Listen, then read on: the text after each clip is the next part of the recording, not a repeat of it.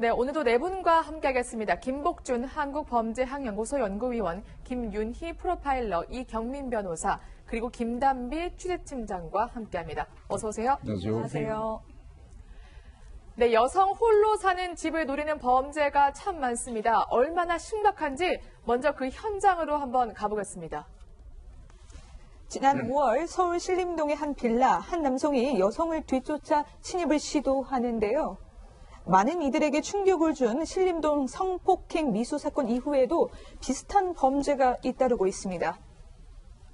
지난 10월 양천구에선 한 여성의 뒤를 바짝 뒤쫓아 오던 남성이 10분 뒤 맨발로 뛰어나오는데요.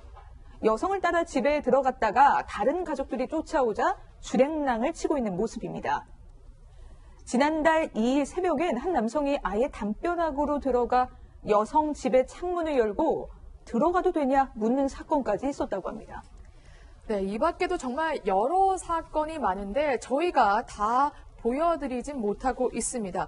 그런데 김 팀장, 네. 어느 정도로 주거 침입 범죄가 잦은 거예요? 네, 저희 탐사보도팀이 한번 살펴봤습니다. 그랬더니 올해에만 서울과 경기에만 1,400여 건의 주거 침입이 발생했습니다. 여성을 상대로 한 주거 침입이었는데 이게 1,400건에 달합니다. 특히 피해 연령을 좀 따져봤더니요. 여성 가운데는 20대 여성이 가장 많았습니다. 20대 여성이 400여 건, 그다음에 30대, 40대 순이었고요. 가해 남성의 연령은 30대가 가장 많았습니다. 네. 그런데 수많은 여성들이 저걸 보면 그야말로 수백 명의, 수천 명의 여성들이 주거 침입 범죄 때문에 공포에 떨고 있는 건데 대부분 아는 사람도 많더라고요. 네, 실제로 그 비율로 따지게 되면 실제로 피해자와 가해자의 관계에서 한 반반 정도가 타인인 경우와 또 네. 아는 경우가 있다고 합니다. 실제로 왜 여성들이 타깃이 될까라고 생각한다면 그 안에는 어떻게 보면 성범죄, 주거 침입이 목적이 아니라 성범죄의 다른 요인들이 있기 때문일 거라고 생각이 들고요. 일단 침입이 용이하고요. 왜냐하면 제압하기가 용이하기 때문에 또 밀폐된 공간 속에서 폭행이든 성범죄든 발생할 수 있기 때문에 여성이 타깃으로 되는 것이라고 생각하고요. 오히려 지인일 때 더 무서운 경우는 갈등 관계가 유발될 수 있기 때문에 또 살인까지 갈 수 있다는 것이 무서운 범죄라는 것이죠. 네. 그런데 이렇게 주거 침입을 시도하는 대부분의 범죄자들이 상습범인 경우가 태반이라면서요. 예, 사실상 성범죄라는 것 자체가 그 상습범죄, 습관성 범죄 네. 범주에 들어가거든요. 이거 이제 뭐 사례를 좀 설명드리면 지난 10월 말에 경기도 수원에 있는 한 빌라 주변에서 주거 침입을 시도한 사건이 있었어요. 네. 이 남성은 50대 최모 씨인데 필로폰을 투약했어요. 네. 굉장히 위험한 상태죠.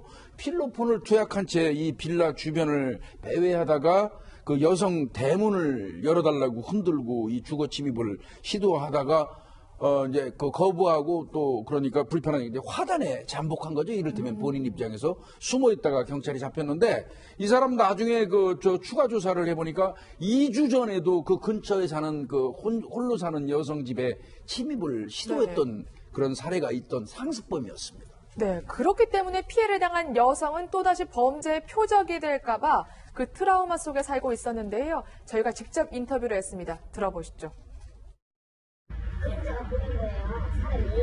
그래서 문을 열고 나왔다는 문을 막 가다가 다시 저기로 올라가요. 그때 저는 문제가 아직도 있어요. 너무 신고가가 저를 뛰어가니까 무서워서 신고를 했더니 조가가 있더라고요. 여기서 또 이렇게 여자 혼자 있는지.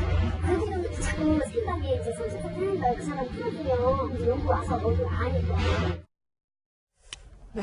그 사람 풀어주면 여기 와서 얼굴을 하니까 무슨 일을 할지 모르겠다 이렇게 공포심을 털고 있는 건데 김단비 팀장 저희가 다 전국에 분석을 해봤잖아요. 네. 어느 지역이 좀 가장 위험했습니까? 서울 관악경찰서의 관할 지역이 가장 많았습니다. 그러니까 신림동 부근이었는데요. 이건 환경적으로 조금 따져볼 필요가 있습니다. 신림역이요. 신림동 근처가 바로 1인 여성 가구의 비율이 가장 높습니다. 그런데 바로 인근에 있는 서원동이라는 지역에서는요. 여성을 대상으로 한 범죄가 가장 많습니다. 때문에 이곳에서 여성을 대상으로 한 주거 침입이 가장 많은 게 아닐까 이렇게 분석되고 있습니다. 네.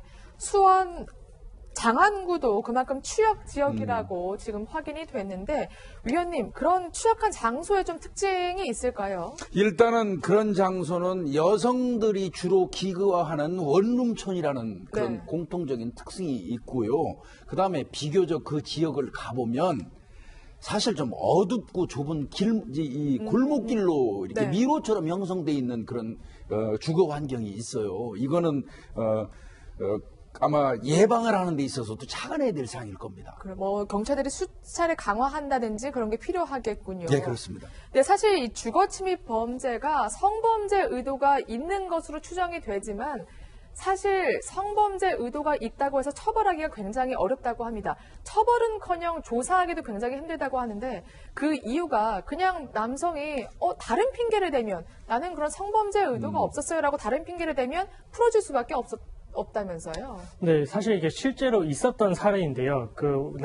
남성이 이제 택시기사분이셨는데 여성이 가는 걸 보고 이제 100m 정도를 따라갔다고 해요. 따라가서 이제 여성분이 이제 문을 닫으려고 할 때 들어가려는 그런 시도를 했는데 그때 당시에 여성분이 다행스럽게도 이제 손을 밀쳤기 때문에 이제 그 이후에 이 상황은 벌어지지 않았는데 이런 상황에 대해서 이제 경찰이 조사를 해보니 이 남성분께서는 소변이 마려웠다. 성범죄를 뭐 일으키려는 목적이 아니라 단순히 나는 소변이 마려웠기 때문에 잠깐 들어가려고 했었다. 이런 취지로 이제 말을 했기 때문에 성범죄에서는 사실상 이제 아까 뭐 위원님께서 말씀하셨다시피 전과가 있는 사람인 경우가 많이 있는데 이 사람을 조사를 해보니 또 이런 성범죄 전과도 없었던 거예요. 그렇다 보니까 소변이 마려웠다. 이런 변명에 어떻게 보면 좀 신빙성을 부여를 해가지고 경찰 입장에서는 성범죄로 처벌을 할 수는 없겠다. 이렇게 이제 판단을 하고 있는 것 같습니다. 네.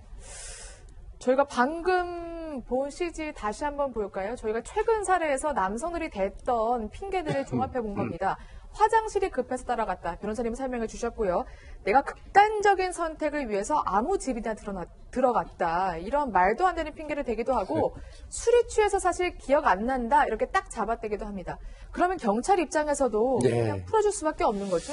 이게 성범죄라는 거는 고의가 첫 번째 입증이 돼야 되고요. 성범죄 하려고 했다는. 그런데 그 고의라는 건 내심이잖아요. 그 사람 마음속에 있는 거니까 그거를 특정하기가 좀 어렵고. 그다음에 뭐 조금 전에 변호사님 설명하셨지만 성범죄는 실행의 착수가 있어야 돼요. 이게 이제 단지 침입만으로 실행의 착수가 있다고 보기가 네. 어려운 게 뭐 협박이라든지 폭행이 수반돼야 되거든요. 법이 그러하니까요. 뭐 침입한 사람한테 물어보면 그런 얘기 할 수 있죠. 그 사람이 강도 목적으로 갈 수도 있고 절도 목적으로 들어갈 수도 있는 거 아니겠어요? 네. 그러니까 성범죄 목적이라고 단정하기가 어렵다는데 이게 한계가 있는 겁니다. 네. 그렇기 때문에 피해 여성들은 공포에 떨고 있습니다. 한번 목소리 또 들어보시죠. 문을 잠그려고 하는 순간에 모르는 사람 손이 들어왔어요. 너무 놀래가지고 딱 뒤돌아보는 순간 손목이 이렇게 왔다 갔다 하고 있더라고요. 그래서 손을 들어오고 문을 따려고 했어요. 제가 한 진짜 1초만 늦게 나왔더라고요. 아마 그 사람이 집에 들어왔을 거예요. 집에 혼자 올라갈 때 다리가 너무 후들후들 떨리고 기소라고 괜히 막 빨리 가려고 하고 트라우마라고 해야 되나? 너무 무섭죠. 사실 경찰에 잡혀도 딱히 다른 수가 없기 때문에 여성들 입장에서 너무 불안할 것 같아요. 네, 특히 이사를 갈 수 있으면 좋은데 이사를 갈 수 없는 경제적 여건들이 되게 많고요. 실제로 이사를 가더라도 그 지역의 그 생김미세라고 할까요? 주택가 골목가들이 비슷하기 때문에 비슷한 장소를 보게 되면 또다시 공포가 또다시 밀려오는 거죠. 또한 안전한 장소가 이들한테는 없는 겁니다. 가장 집이 안전한 장소였는데 어디도 안전한 장소가 없다 보니까 집 안에서도 계속 불안을 느끼고 바깥에서 계속 불안을 느낄 수밖에 없고요.